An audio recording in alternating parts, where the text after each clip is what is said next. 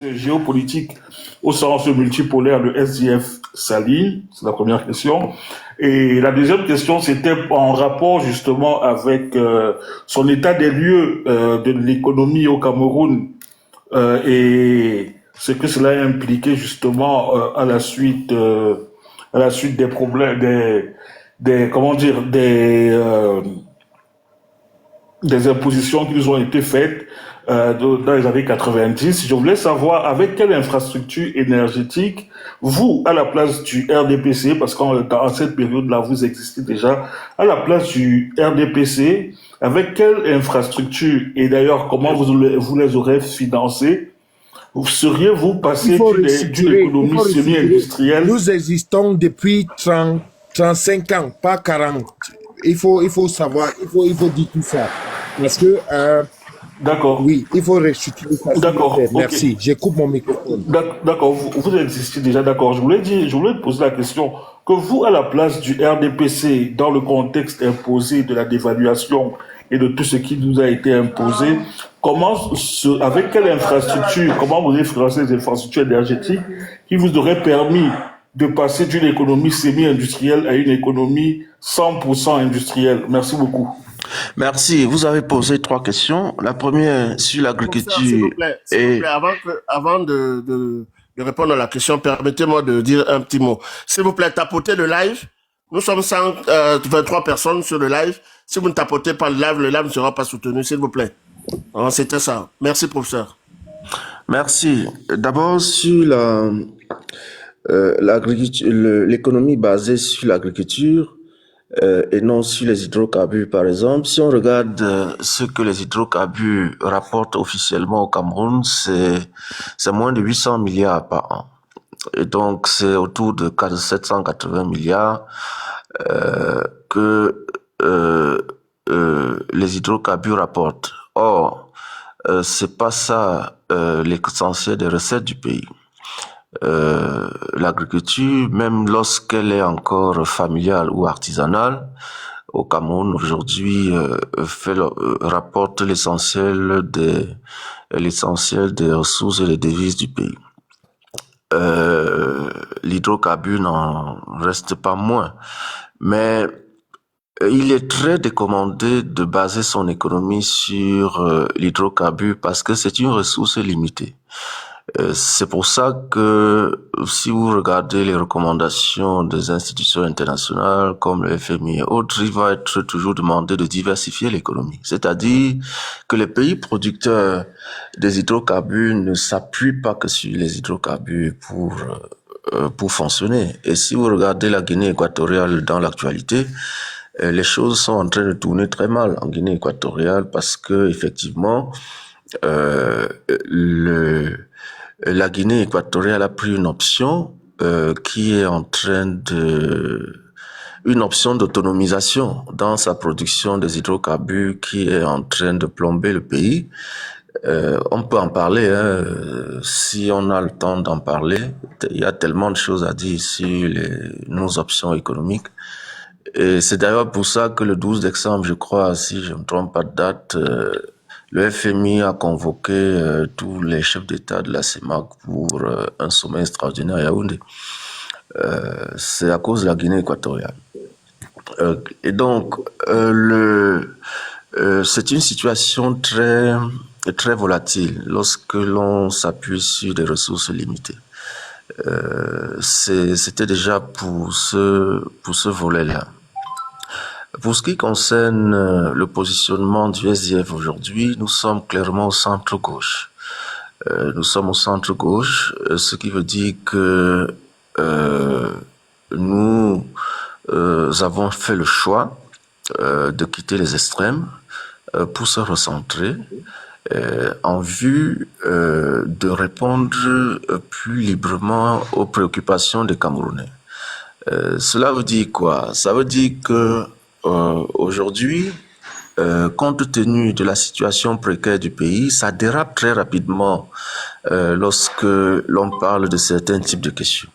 Or, nous ne sommes pas dans la logique de diviser davantage les Camerounais. Nous sommes dans la logique de rassembler, de se mettre au-dessus des clivages. Et c'est pour ça que le discours est tempéré, le discours est pondéré, le discours cherche à rassembler, que d'appuyer sur nos différences. Continuez sur boulevard métropolitain pendant 1 kilomètre. S'il te plaît, ferme ton micro. Ferme ton micro, Abdel, s'il te plaît. Donc nous avons fait ce choix-là et nous avons aussi tiré les leçons de nos 35 ans de politique pour voir où est-ce que il y a eu des erreurs, où est-ce qu'on peut améliorer. MCM, fermez votre micro, s'il vous plaît. Quand vous avez... MCM, fermez... Attendez, professeur. MCM, fermez votre micro, s'il vous plaît. MCM. Bon, boss, tu vas le descendre parce qu'on ne veut pas désordre aussi. Voilà. Continuez, professeur, merci. Oui, quand vous avez 35 ans d'activité, il est évident qu'une fois ou deux, vous pouviez vous être trompé sur une chose, sur une autre, ça arrive. Et donc, aujourd'hui, nous assumons tout ça, nous assumons notre héritage et nous avançons dans ce que nous appelons la maturité politique. En tenant compte aussi du contexte de 2025. Enfin, pour ce qui concerne le choix énergétique, c'est comme la France qui avait fait le tout nucléaire à un moment donné et qui ne s'en sort pas. Le Cameroun a fait le tout énergie hydroélectrique. Or, la construction des barrages hydroélectriques est quelque chose de suffisamment cher et d'intenable. Quand vous faites le tout énergie hydroélectrique, très bien, vous ne pouvez pas vous en sortir dans un pays où le potentiel solaire est 20 fois supérieur au potentiel hydroélectrique. Ça, c'est d'un. Et si on était cohérent et si on appuyait, on jouait sur nos avantages comparatifs, comme vous disiez, c'est le solaire qui serait mis en avant au Cameroun aujourd'hui, beaucoup plus que l'hydroélectrique. Je vais vous donner les limites. D'abord, l'hydroélectricité, pour produire, ça coûte tellement cher et donc vous devez centraliser. Et donc, il est difficile pour un pays comme le nôtre de fonctionner avec un système de production et de distribution centralisé. Ce qui veut dire que quand il y a un problème dans une localité, il faut attendre que la décision vienne du centre. Ça crée des lourdeurs. Or, dans beaucoup de pays européens dans lesquels nous sommes là aujourd'hui, la production est décentralisée. Et au Cameroun, on peut le faire. Nous avons 300 cours d'eau. Déjà, si vous regardez le nom de l'essentiel des départements au Cameroun, ce sont les cours d'eau. Et donc, nous avons 300 cours d'eau que nous avons identifiés et où on peut faire la micro-production d'électricité, même si vous vous basez essentiellement sur l'hydroélectricité. Et nous proposons de mettre ça et de transférer cette compétence-là aux communes. Parce que ce sont les communes qui sont plus proches des populations et les communes peuvent faire ce qu'ils veulent. Et nous avons expérimenté ça dans le Nord-Ouest. L'eau et l'électricité dans beaucoup de communes dans le Nord-Ouest sont gratuites. Et parce que la commune a décidé de rendre ça gratuit pour les populations. La commune finance tout ce qui est frais de gestion et d'entretien. Si vous allez à Kumbo, on n'a jamais payé l'eau à Kumbo. Parce que le SDF a géré cette commune-là depuis les années 1997 et a expérimenté la décentralisation de la production. Parce que vous dites que nous étions là depuis 1997, effectivement, depuis les années 92, c'est effectivement 90 précisément pour le SDF. Mais quand vous regardez comment le Nord-Ouest a été géré, vous comprenez que le Cameroun pouvait être autrement. Ça, c'est quelque chose de concret, c'est quelque chose de palpable. Et nous pouvons continuer dans cette logique-là sans avoir de difficultés. Si vous regardez la deuxième limite, c'est que on produit l'électricité dans un bout de pays, on transporte à coups de milliards pour amener dans un autre bout de pays. Ça n'a pas de sens. On crée une société aujourd'hui qui s'appelle la Sonatrel, dans laquelle on met des milliards pour transporter l'électricité dans un autre bout du pays. Or, ces milliards-là auraient permis d'autonomiser ce bout de pays-là en utilisant les ressources de cette région du pays-là. Vous ne pouvez pas aujourd'hui transporter l'électricité du sud pour amener au nord. alors qu'au nord, vous avez des ressources qui peuvent permettre d'autonomiser le nord. Par exemple, nous parlions de solaire. Aussi, vous regardez autour du lac Tchad, nous avons identifié que le vent passe là-bas. Vous avez 6 mètres, 6 mètres par seconde, la vitesse moyenne du vent par an. C'est ça qui permet de faire l'énergie éolienne. Et donc, au lieu de penser qu'on va alimenter le lac Tchad, qu'on va alimenter Tibati, qu'on va alimenter les monts Bamboutos par l'hydroélectricité, on pouvait faire l'éolienne parce que nous avons la ressource naturelle pour le faire. Et donc, je ne parle que de ça, je ne vous parle pas des fonds marins pour tout ce qui est zone côtière ou région côtière au Cameroun. Le pays est tellement riche et béni de Dieu que nous ne pouvons pas nous empêcher d'exploiter les ressources qui existent. J'ai discuté, ça fait pas un mois, avec le PCA d'Isacam et je lui dis que je comprends pas que Isacam n'utilise pas les ordures qu'il y a au pays pour produire le gaz et l'énergie. Je comprends pas. Et je comprends pas que, parce qu'il m'expliquait que l'État ne paye pas ses factures, les mairies de ville ne payent pas leurs factures. Et je leur dis, vous pouvez pas être une entreprise où votre seul client, une entreprise qui a un seul client. Et le jour où ce client ne paye pas, vous êtes en difficulté. Ça n'a pas de sens.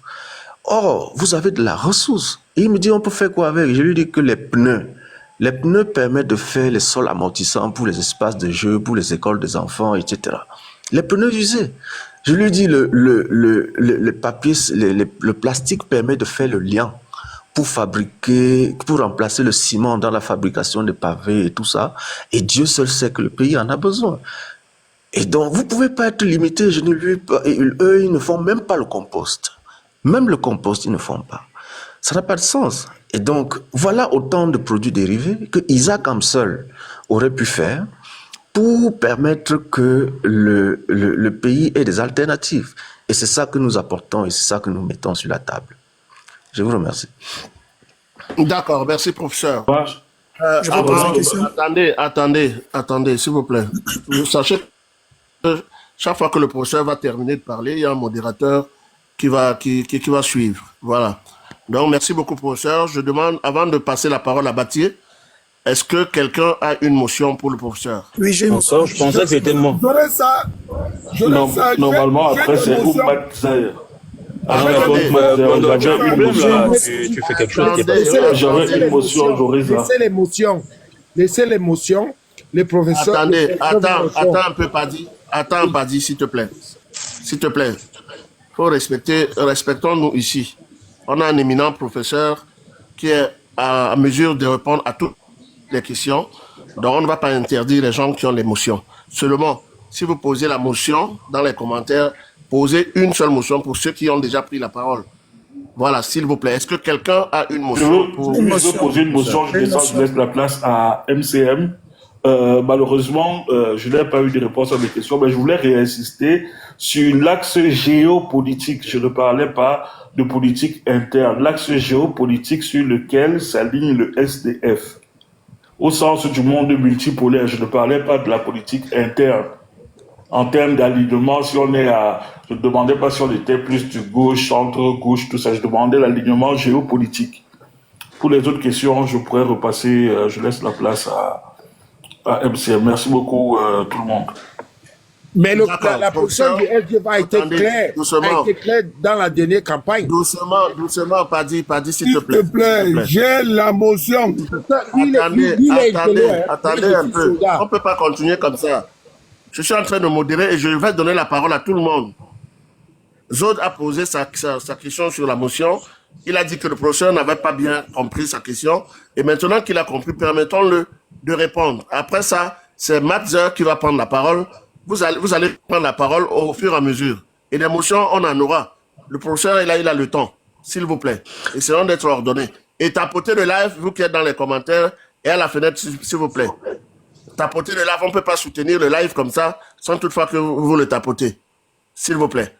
Ok, merci professeur. Vous allez répondre à la question. Ok, merci. Le SDF est membre de l'Alliance progressiste aujourd'hui, qui est un mouvement de près de 200 partis de gauche à travers le monde. Le lead de l'Alliance progressive, c'est le SPD, le Parti social-démocrate allemand, mais vous avez l'essentiel des partis de gauche, des partis socialistes du monde entier, de l'Europe, de l'Amérique latine, d'Afrique, etc. Et parmi ces pratiques-là, il y a une quarantaine qui sont au pouvoir, et le SDF a su la présidence de la zone Afrique à l'heure actuelle. Il y a aussi l'international socialiste, dont notre alignement est plus un alignement de gauche. Nous sommes aussi membres de l'international socialiste, l'un des membres les plus anciens, même. Tout à l'heure, on parlait des secteurs déficitaires, mais c'est déficitaire par rapport à quoi? C'est déficitaire de combien? On ne sait pas. Donc, d'où les deux questions qui vont suivre.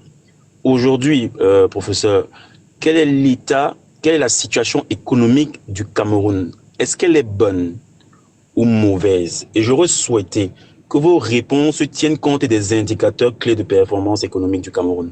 S'il vous plaît, ça c'est la première. La deuxième, l'un de ces indicateurs, c'est le pouvoir d'achat. Que prévoit le SDF pour comment dire, booster le pouvoir d'achat du Cameroun, le pouvoir d'achat au Cameroun? Voilà mes deux questions. Merci.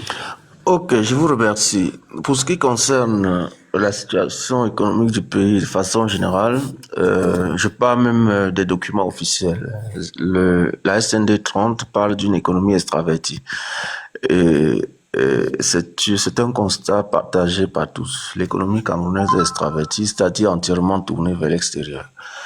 Je vous disais que près de 100% du budget du Cameroun est utilisé, du budget de fonctionnement est utilisé pour importer, ce qui est dramatique. On aurait pu utiliser ça pour créer localement la richesse. Vous qui voulez les chiffres, et c'est ça une des choses qu'il faut rapidement changer. Donc, nous sommes dans une économie de sous-production, c'est-à-dire que nous ne produisons pas suffisamment pour combler les besoins de nos populations. C'est d'ailleurs pour ça que nous importons et que nous importons tout. Je pris le cas du riz. J'ai dit que le Cameroun a importé l'année dernière environ 1,2 million de tonnes. Ça, ce sont les chiffres pas officiels, c'est les chiffres du port autonome de Douala. Parce que quelquefois, l'Institut national de la statistique traite les données avant de diffuser. Donc, de façon brute, au port autonome de Douala, c'est environ 1,2 million de tonnes chaque année. Mais le déficit, je l'ai dit, est d'environ 800 000 tonnes. C'est-à-dire que le riz importé au Cameroun ne suffit pas toujours pour nourrir l'ensemble des Camerounais. Et c'est pour ça qu'il a flambé les prix. Les prix augmentent lorsque l'offre est inférieure à la demande. Et si nous sommes partis de 150 francs le kilo de riz à aujourd'hui 600 francs le kilo de riz vrac, pas le riz parfumé, c'est parce que l'offre est toujours inférieure à la demande. Et c'est quelque chose qu'il faut corriger. Je peux prendre le maïs. Le déficit est de 600 000 tonnes pour ce qui concerne 2024. C'est-à-dire que le pays produit environ 2,1 millions de tonnes, alors que l'on veut au Cameroun aujourd'hui près de 2,5 millions de tonnes pour couvrir le besoin en maïs. Seules les entreprises brassicoles et autres qui sont au pays, et puis les provenderies, toutes ces petites industries des PMI qui sont là et qui absorbent le maïs n'en ont pas. Ce qui fait que le pays continue d'importer. Le maïs, l'essentiel des grandes provenderies importent le maïs pour fonctionner, ce qui est très difficile. Si je parle d'énergie, parce qu'on venait de parler d'énergie là, le Cameroun a besoin de 3000 MA pour couvrir en 2024. Ça, c'est 2024. Donc, pour couvrir ses besoins énergétiques, en l'état, malgré tout ce qu'on a construit, comme le barrage de Natigal et autres, nous n'étions qu'environ 1,6 million. 6 000, 1,6 million mégaampères. Ce qui fait un déficit encore d'environ 50% aujourd'hui au pays. Et donc, il y a encore beaucoup de choses à faire, il y a encore beaucoup de chemin dans ce domaine-là. Nous sommes donc dans une situation de sous-production et ce qu'il faut faire pour renverser, je vous ai dit que il faut mettre simplement sur pied des politiques pro-camerounaises. Il faut décentraliser. Nous ne pouvons pas, quand je parle décentraliser ici, c'est beaucoup plus que la décentralisation administrative qui est promise par la Constitution aujourd'hui. Le SDF propose clairement le fédéralisme en sachant que on donnera l'autonomie nécessaire aux régions pour produire localement ce dont ils ont besoin en vue de couvrir leurs besoins. Pour ce qui concerne même la politique monétaire, nous sommes pour la binarisation qui signifierait que dans les localités, on pourrait encore avoir des mécanismes monétaires qui permettent de maintenir localement la richesse et de ne pas et d'éviter les fuites de richesses qui aujourd'hui partent des communes vers les centres, les métropoles comme Douala et Yaoundé et appauvrissent les communes. Quand on parle de binarisation, il s'agit de quoi? Parce que quelquefois, nous ils s'en parlent, les gens ne comprennent pas très bien. Ça peut être un système de bons ou bien de monnaie locale qui vient jouer quel rôle? En 2025, quand vous quittez, disons simplement Douala, vous allez à Yaoundé, au village, qu'est-ce qui se passe? Vous allez au village, vous vendez le cacao ou le café, vous vendez les régimes de bananes ou de plantains et vous ramenez l'argent à Douala. Et donc, c'est ça la fuite de richesse au niveau local. Ça fait que la localité reste appauvrie et Douala s'enrichit des richesses qui auraient dû permettre de développer la localité. Et le système de monnaie binaire permet que la vente ou les échanges au niveau local se passent dans un système monétaire différent, monitoré par la localité, qui peut être la commune ou la région. Et que si vous sortez de la région, que vous payez une taxe qui va être dans un système d'échange, et cela permet de garder au niveau local quand même une richesse, une plus-value sur l'activité menée dans la région.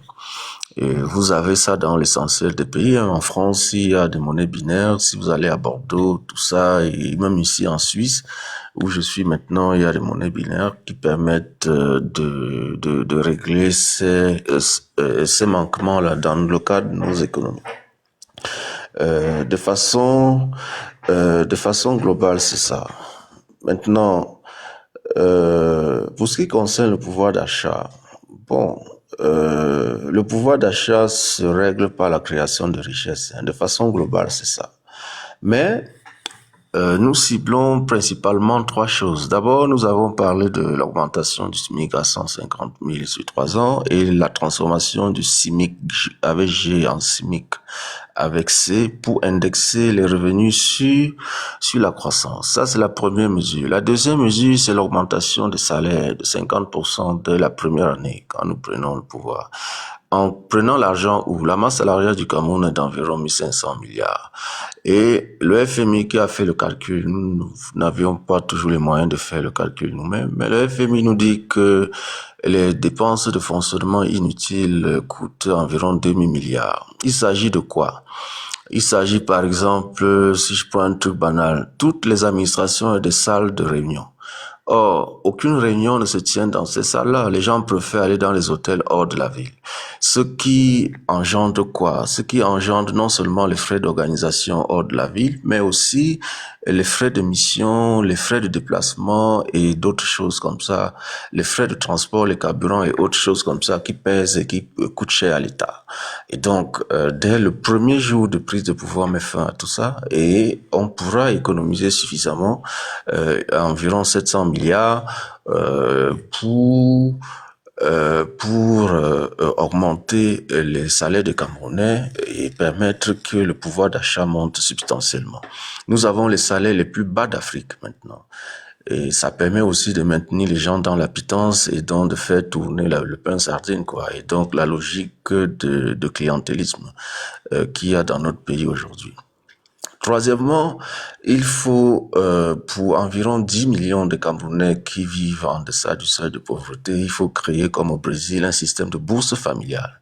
Et c'est ici qu'il y a toute la vertu et que toute notre énergie va être dépensée.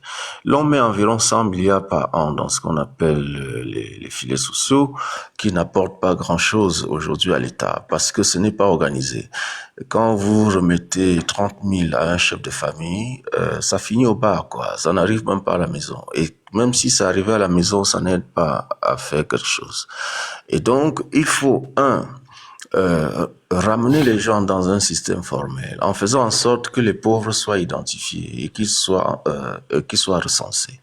Une fois qu'ils sont recensés, ils déclarent leurs revenus, on le sait. Ici en Europe, tous les revenus sont déclarés, c'est propre, c'est net, etc. Parce que le but, c'est de sortir ces personnes-là de l'état d'extrême pauvreté et de leur permettre d'avoir leur autonomie. Et quand vous les avez enregistrés, qu'est-ce que vous faites? Vous leur donnez aussi un cahier de charges à respecter, et c'est le cahier de charges là qui est la méthodologie pour sortir de la pauvreté, et vous leur versez un subside pour financer leur famille pendant cette période-là. Le cahier de charges, par exemple, c'est qu'ils suivent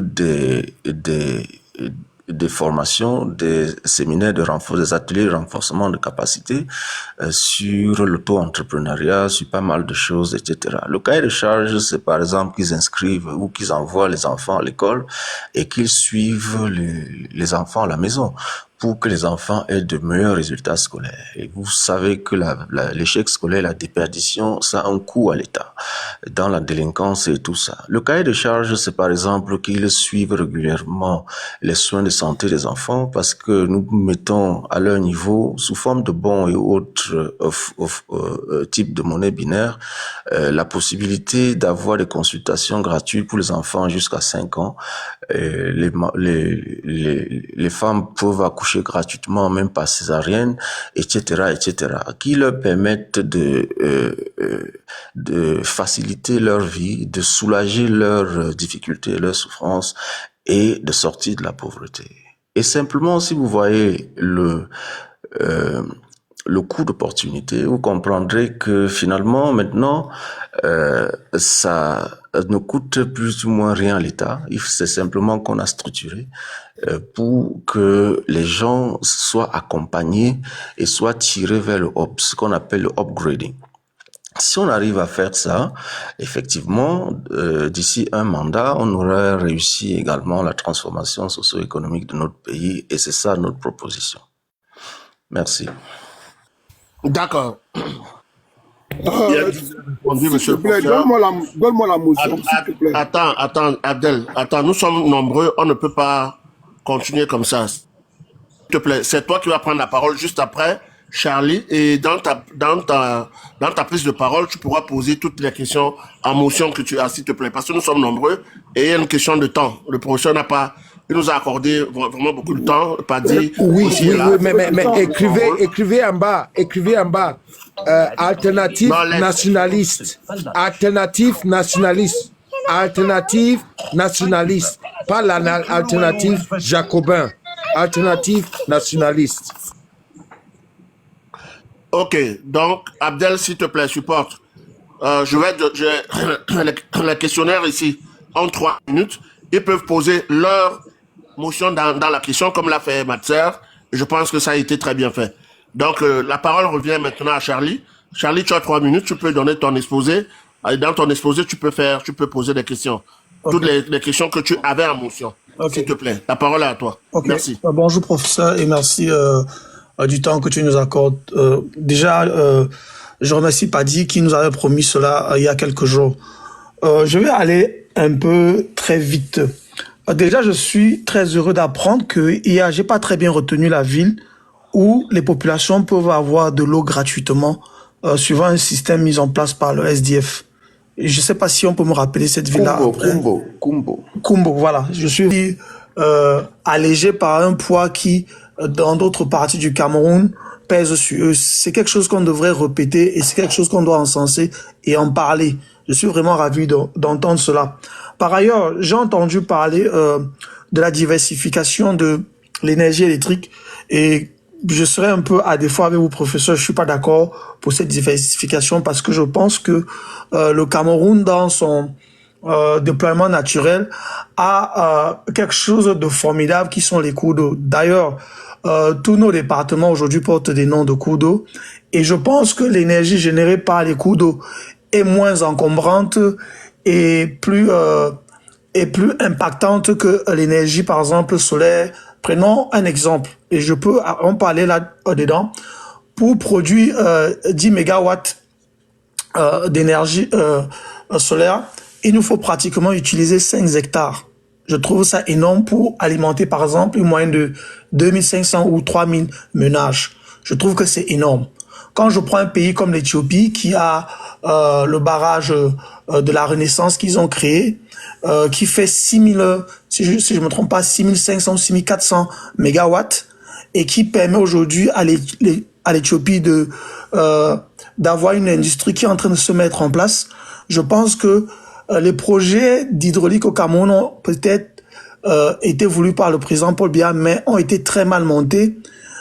Et déjà à l'époque quand on les montait, j'avais fait une revue, je sais plus dans quel journal, où j'expliquais que ces projets devaient constituer des poches de détournement parce que ça ne répondait à aucune logique. On a un déficit qui était à l'époque, on était pratiquement à 1250, on devait couvrir le déficit pour monter peut-être à 2500 mégawatts. Mais tous les barrages qui étaient mis en place ne nous permettaient pas de couvrir le déficit et passer par exemple à 3000 mégawatts.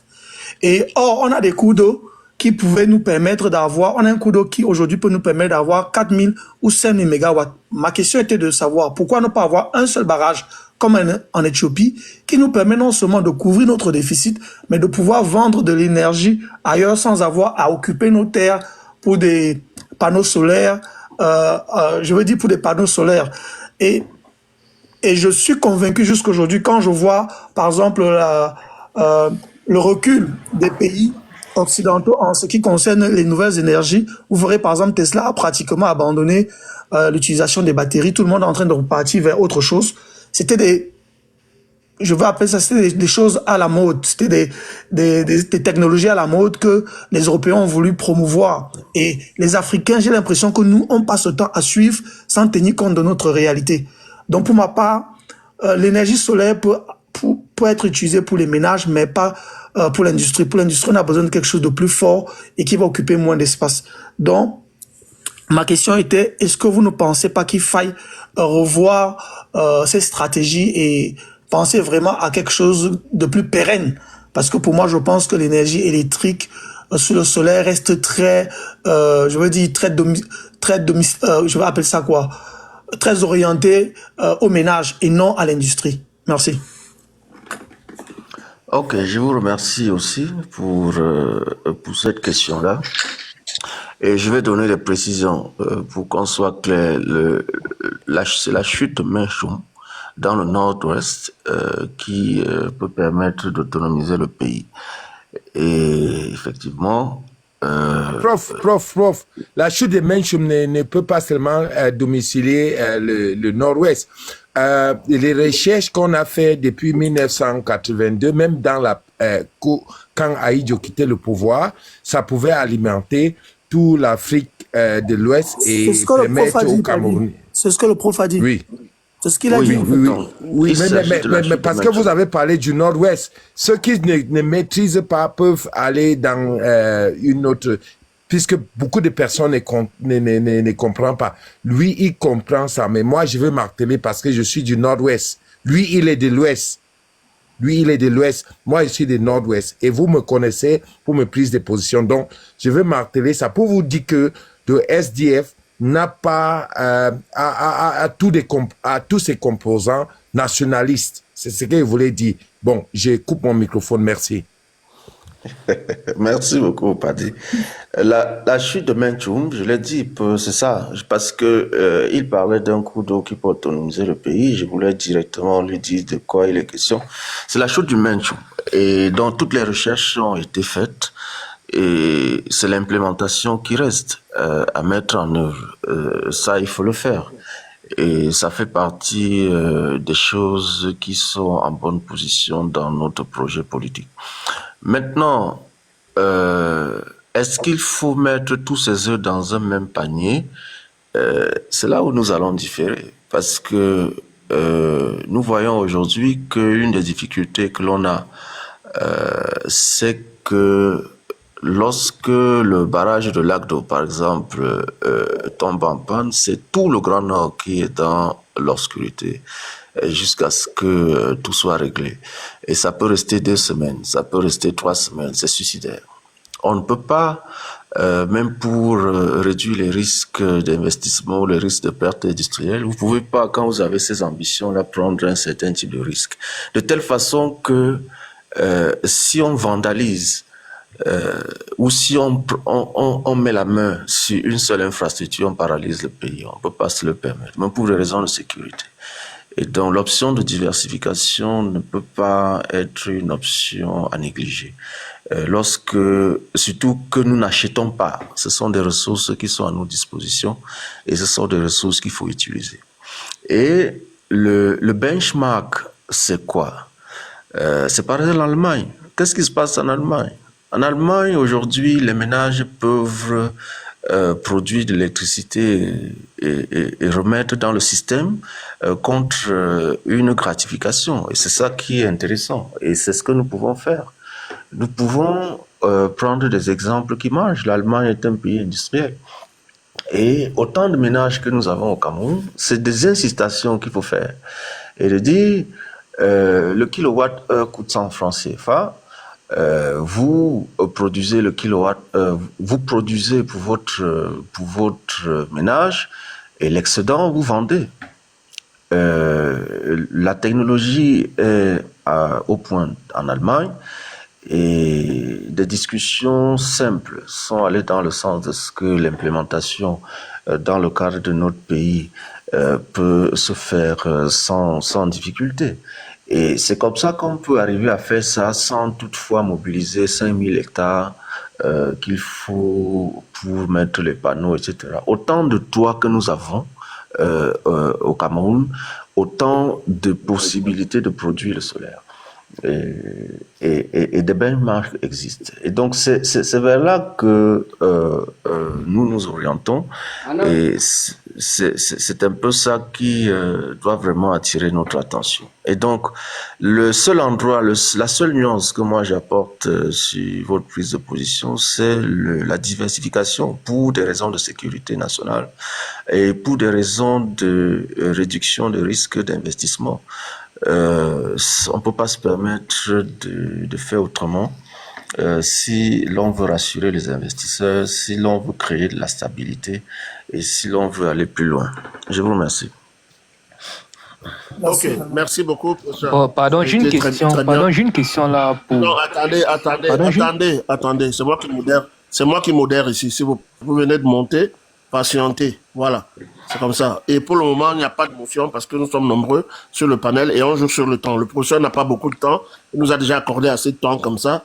Et s'il continue à résister, s'il vous plaît, respectons-le. Voilà. Vous aurez la parole, vous allez poser votre question. Et si vous avez la motion, vous allez poser la motion dans votre question comme l'a fait votre prédécesseur tout à l'heure. Merci. Bon, voilà, nous allons donc passer la parole à Abdel Karim. Abdel Karim, tu as le micro et pose tes questions et ta motion. Merci. Bonjour, docteur Kagde.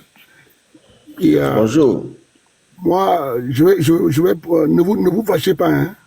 Je vais poser les questions qui fâchent. Je vous suis depuis là. Quand je vous suis, vous savez que votre président, il est un homme d'affaires, non? Au Cameroun. Vous le savez au moins? Ça, c'est ma première question. Vous connaissez que votre président est un homme d'affaires au Cameroun? Si on est d'accord, je continue. Pose la question, continue, il n'y a pas de souci. J'ai posé la question. Nous sommes d'accord que le président est un homme d'affaires au Cameroun. On est d'accord? Il va te répondre. Il va te répondre. Je commence par là, c'est la première question.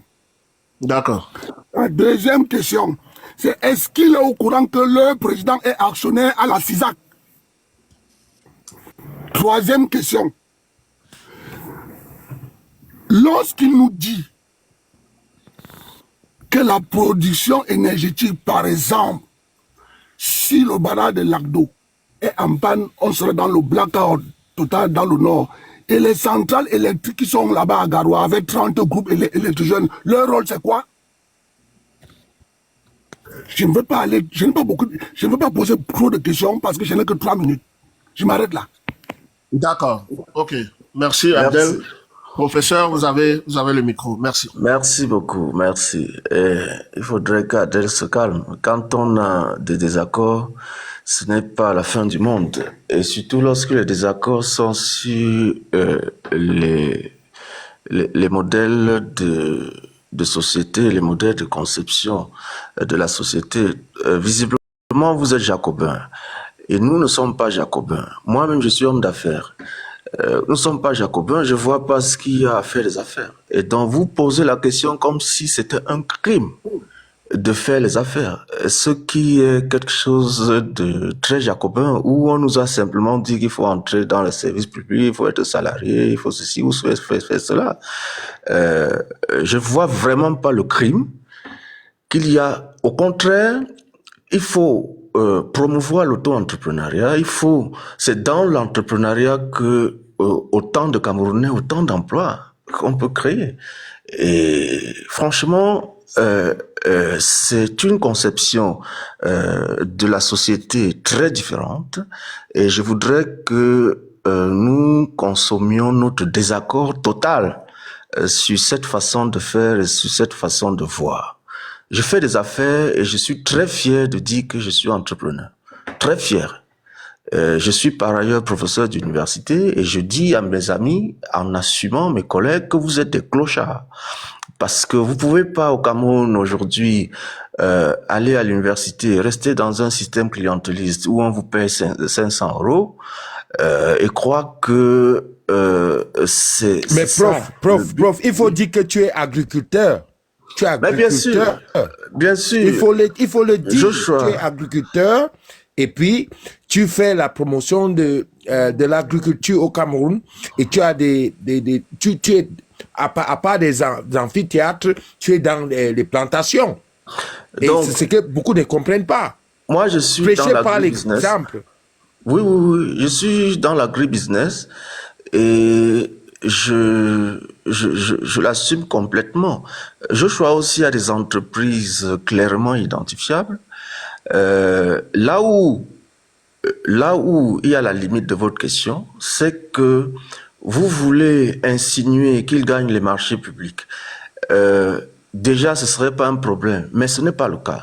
Et je mets quiconque à défi. Moi, j'ai déjà dit ça à la télévision nationale depuis plus de 2 ans. Je mets quiconque à défi de nous apporter les preuves que dans toute sa vie d'entrepreneur, Joshua aussi a gagné un seul marché public, même dans une commune.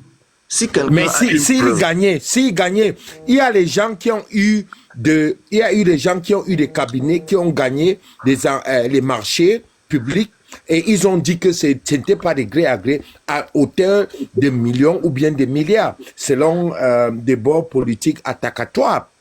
Donc, il ne faut pas qu'on vienne nous raconter des trucs ici. On connaît des gens qui sont des ministres, mais qui ont des sociétés. D'autres sont en prison et d'autres sont ailleurs. Mais chez nous, au SDF, nous sommes des social-démocrates. Et quand même si on gagne, si moi, je trouve une occasion aujourd'hui de gagner un marché public, je vais employer les gens de Bamenda. Mais je n'ai pas eu cette occasion-là. Donc, où est le mal?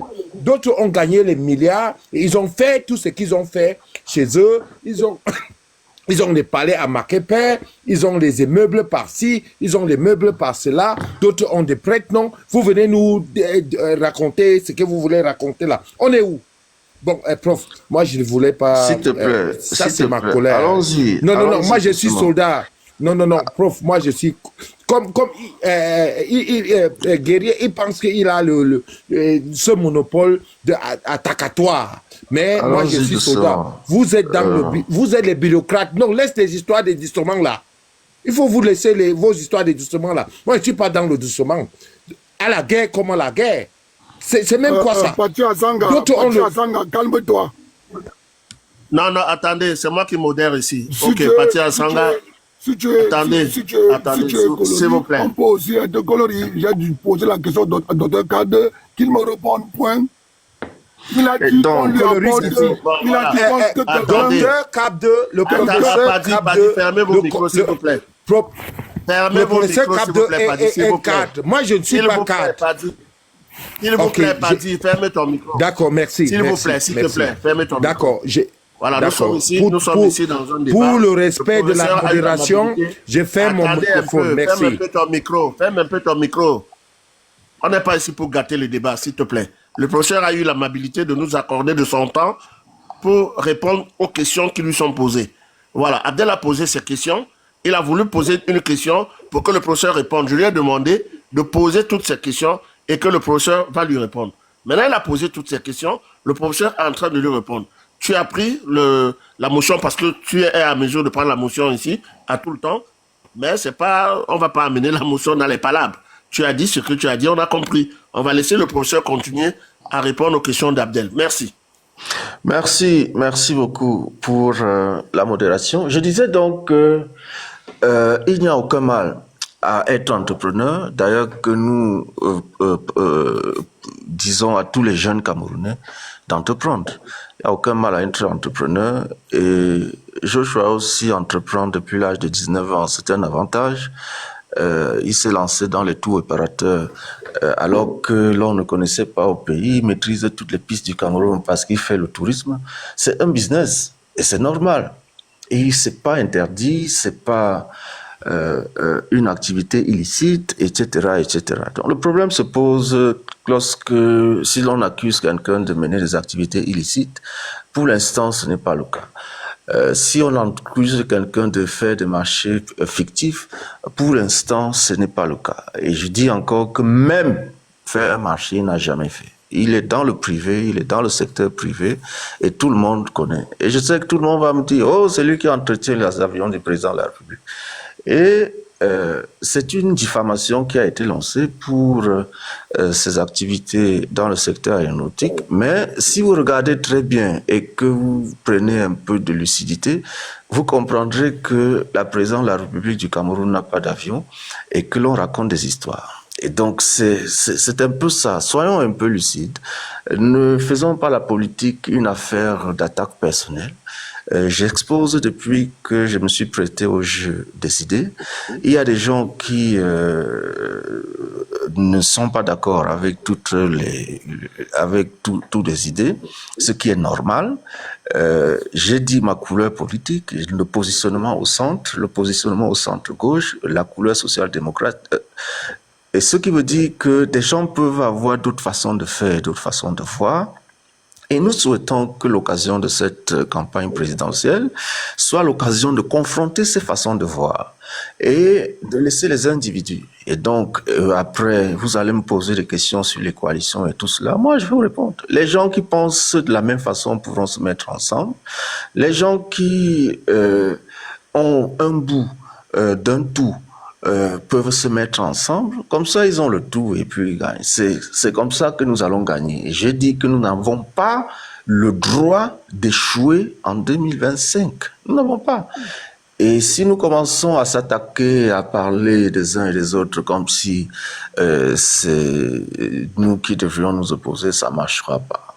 Je vous supplie vraiment, pour le cadre de cette année, de faire appel à votre esprit critique pour regarder les propositions qui vont être faites et pour choisir ce qui correspond à vous-même. Parce que quelquefois, nous nous engageons comme si on s'engageait pour plaire à quelqu'un. Ou bien parce que j'aime CAC2, ou j'aime aussi, ou j'aime telle personne, je fais ça pour aider. Non, vous ne faites pas pour aider. La politique, on s'engage pour nous-mêmes, pour ce que nous pensons être bien pour nous, pour notre société, et c'est pour ça que nous présentons des projets, nous avons des offres politiques à mettre sur la place publique, quoi. Voilà un peu moi ce que je peux vous dire. Et aujourd'hui, nous avons la chance d'avoir des personnes comme moi qui, si je comptais sur mon salaire je sais pas si ça fait, j'ai vu mon bulletin de salaire, je dis ça officiellement, hein. Moi, je suis professeur d'université, on me paye 405 000 francs. C'est ce qu'il y a sur mon salaire de mon bulletin de salaire au Cameroun. Ça me paye même pas le billet d'avion pour venir où je suis là. Ça ne paye même pas le carburant dans ma voiture. Ça ne me fait rien du tout. Et donc, vous voyez que ceux qui ne se contentent que de ça peuvent être dans des logiques clientélistes, alimentaires et machin, et tout ça. Et la seule façon de pouvoir s'exprimer librement dans un pays comme le Cameroun, c'est d'entreprendre, c'est d'avoir d'autres ressources. Et c'est ce que nous encourageons l'ensemble des fonctionnaires, l'ensemble des Camerounais à faire.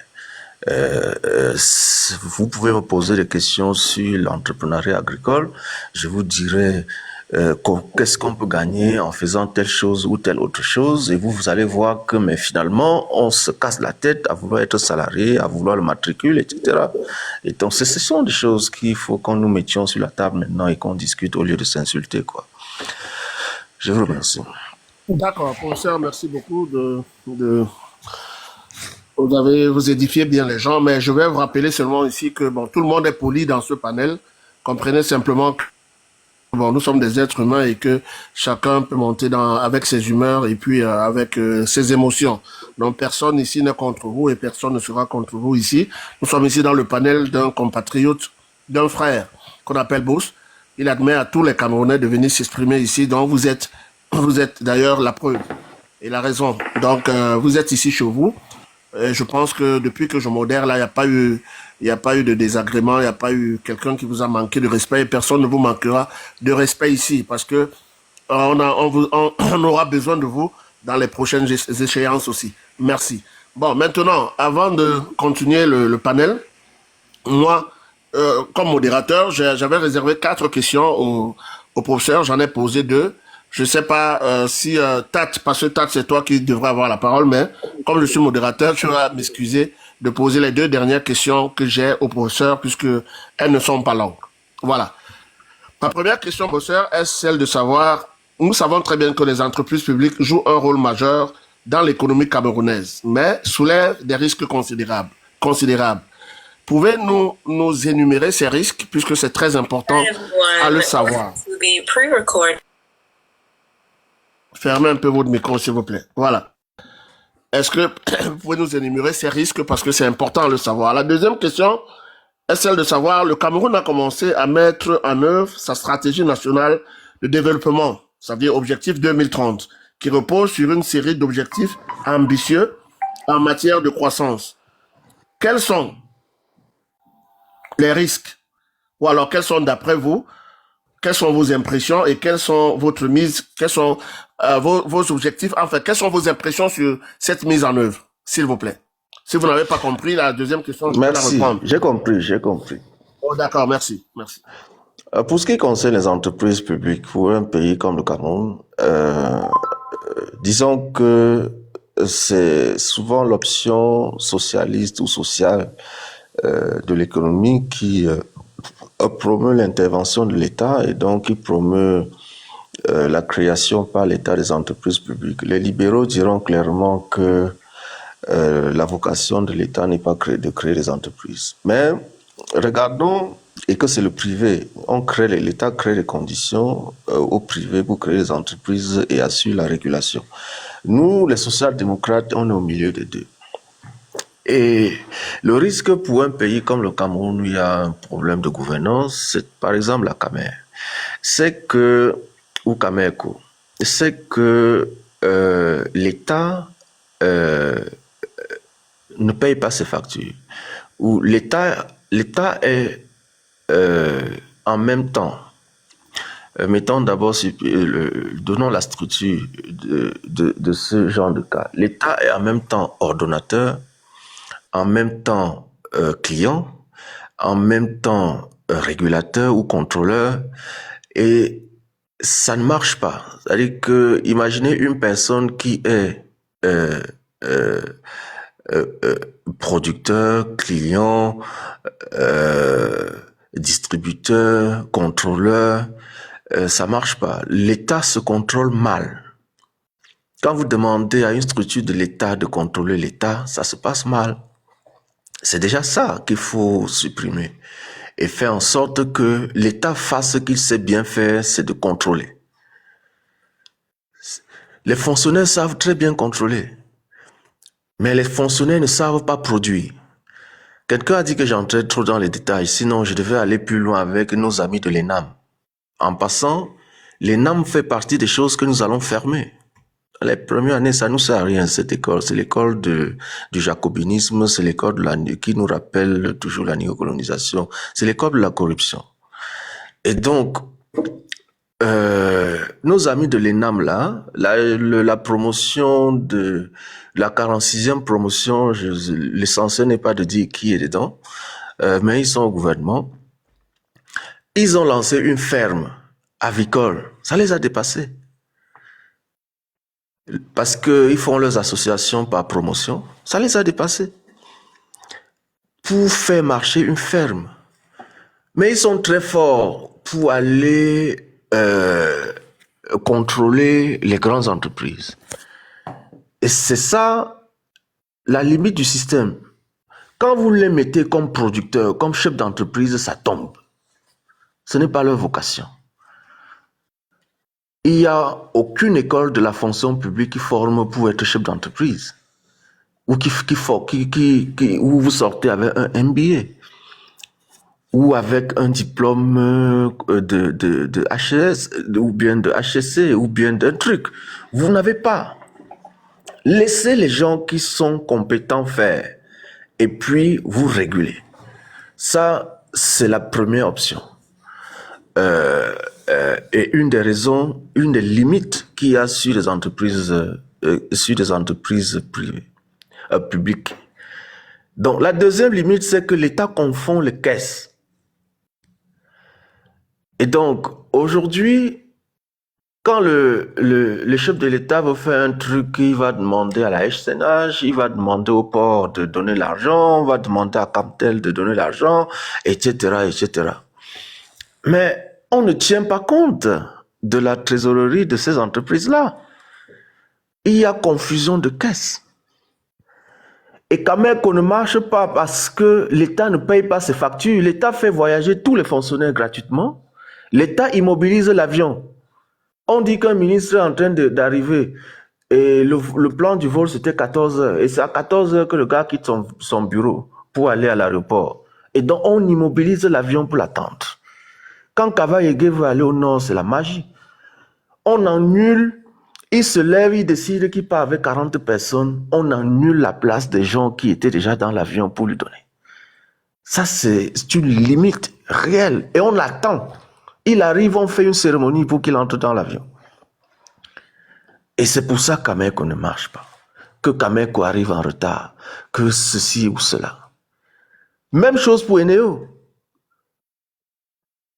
Les gens n'éteignent pas la lumière dans les bureaux, laissent tourner les clims chaque nuit et tout ça.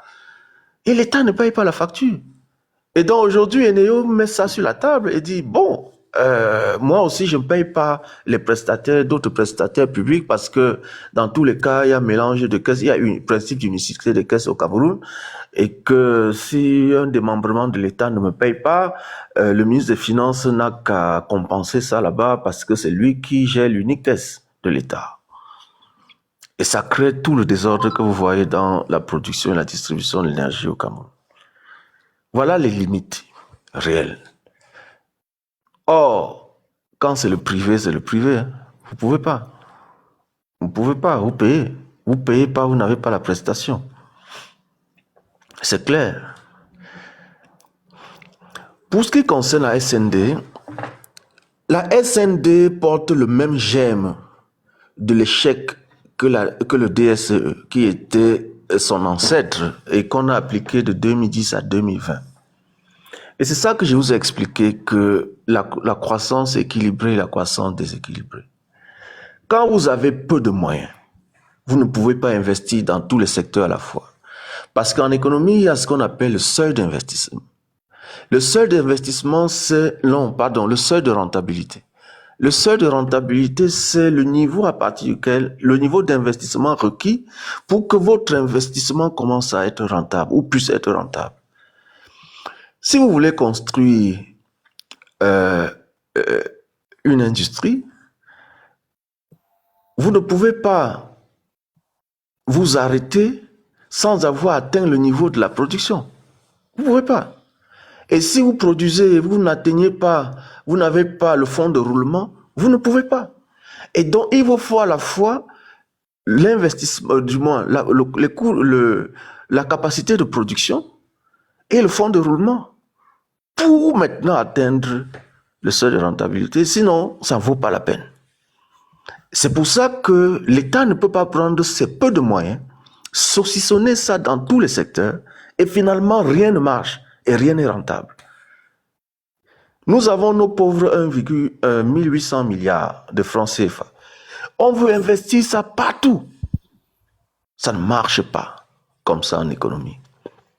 Il faut faire la croissance déséquilibrée. Et dans nos 1800 milliards, là, on concentre ça quelque part où on a un avantage comparatif. On atteint le seuil de rentabilité. On rentabilise. Et ça permet de tirer les autres secteurs. Et c'est pour ça que nous disons, dans le cadre de notre projet, que l'agro-industrie est un monde porteur chez nous. Et que si nous nous investissons dans l'agro-industrie, il n'y a pas de raison que ça ne marche pas et que le Cameroun ne soit pas prospère demain. Que nous ne puissions pas investir ailleurs. L'agro-industrie, parce que nous avons la matière première. Nous avons la matière première. Et quand on parle d'agro-industrie, on étend ça à toute l'industrie. C'est-à-dire la transformation locale. La niche, pour nous aujourd'hui, c'est de produire et de transformer localement au Cameroun. Je prends le bois. Pour construire le stade de Japoma, le Cameroun produit son bois, fait les plaquages à Douala. Il y a 2 usines qui font le plaquage à Douala, exporte le mètre cube de plaquage à 1300. Pour réimporter le plaquage, pour habiller les vestiaires et tout ça, à 11 000. Voilà le drame de notre pays. Il faut arrêter ça. Il faut arrêter ça. Parce que la plus-value que nous pouvions avoir est absorbée par l'étranger. Et c'est pour ça qu'il faut inverser. Et c'est la limite qu'il y a encore dans la SND. Il faut changer ça pour passer à une locomotive qui tire notre économie. On ne peut pas tout faire. On n'a pas les moyens de tout faire. Et c'est ça notre idée, et c'est ça, vraiment sur ça que l'on veut appuyer. Et c'est pour ça que nous pensons que le temps d'un mandat suffira pour donner une autre physionomie à notre économie. Je vous remercie. D'accord, merci beaucoup, professeur. Vous avez été éloquent sur la réponse à mes 2 questions. Bon, voilà, nous allons évoluer. Le temps aussi est imparti. Mais qu'à cela ne tienne, nous allons suivre le débat jusqu'à sa fin. Maintenant, je vais passer la parole à Tat. Tat, si vous avez des questions à poser, vous posez. Et en même temps, MC se prépare aussi. Après ça, ça sera Guillaume. Voilà, Tat, tu as la parole. Si tu as des questions, tu montes, tu poses tes questions, s'il te plaît. Ok, merci déjà. Salut à tout le monde. Salut